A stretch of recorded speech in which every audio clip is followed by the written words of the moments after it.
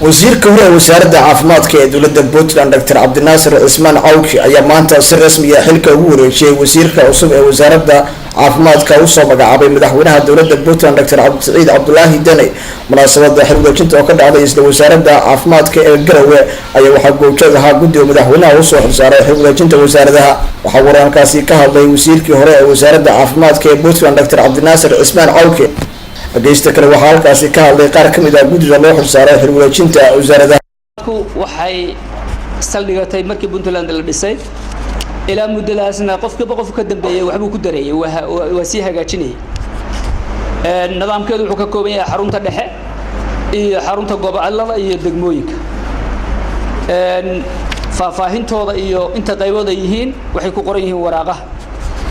muddadaas waxaa la diyaariyay siyaasadaha caafimaadka oo ay ugu horeyso public health policy caafimaadka siyaasadda caafimaadka midda qorshaha 5 sano ah. waxaa kaloo la diyaariyay sanadlaha operational midka ah. waxaa u dambeeyay oo hadda la diyaarshay nidaamka xirfadlayaasha caafimaadka oo ah mid ka xakamayn doona qof walba oo raba inuu farsamada ku shaqeysto ama xarun ha yeesho ama qof ha noqdo. guddigiisa waxaanu dhisnay 2 bilood ka hor in la howlgeliyo oo la socodsiyo u dhimay. mahad celiyo tiimka soo wada shaqeynay wasiirka cusub iyo tiimkana wuxuu ku soo dhaweeyay maxaan ku raadayay waxaan rajaynayaa shaqo fiican insha Allah.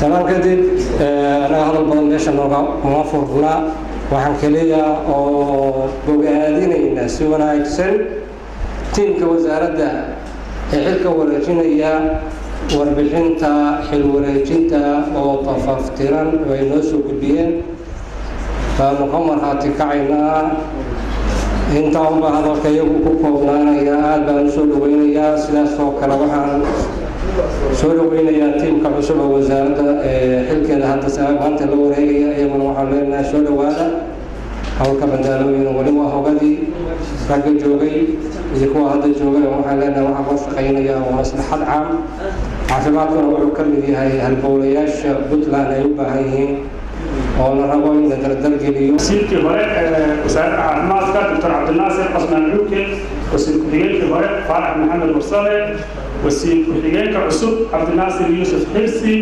wasiiru dowladii hore ee haddana cusub Sayid Cumar Aadan Guuleed, agaasimaha guud Cabdirasaaq Xirsi Xuseen, agaasimayaasha waaxyaha kala duwan shaqaalaha wasaaradda meel kastoo ay ka howlgalaanba guddiga xil wareejinta marti sharafta iyo miidiyaha waxaan ku salaamayaa wasalaamu calaykum waraxmatullaahi wabarakaatuh. ilaahay baa mahadda marka hore halkan isugu keenay xafladda wanaagsan ee xil wareejinta. marka labaad waxaan mahad celinayaa dhammaan shaqaalaha wasaaradda oo hogaaminaya wasiirkii hore Cabdinaasir Cismaan Cawki.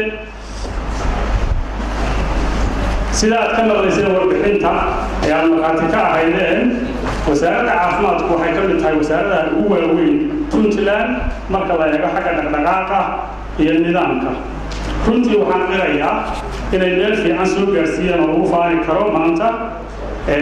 annaguna waxaan ballan qaadaynaa inaanu halkan ka sii wadi doono insha Allah.